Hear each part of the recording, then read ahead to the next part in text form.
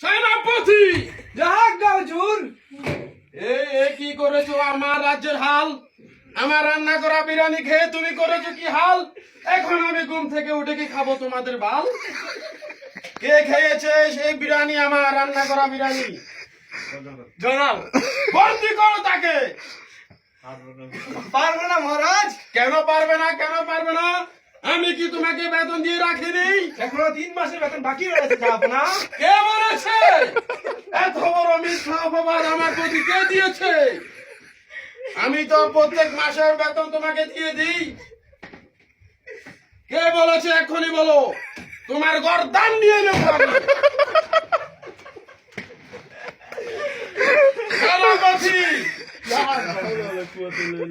এখনো কথা বলছো না? কে বলেছে তোমাকে মিথ্যা অপবাদ আমার প্রতি দিতে? জয়নাল দিয়েছে। কেউ? বন্দি করো জয়নালকে। আমার বাবা ছিল এ রাজ্যের এক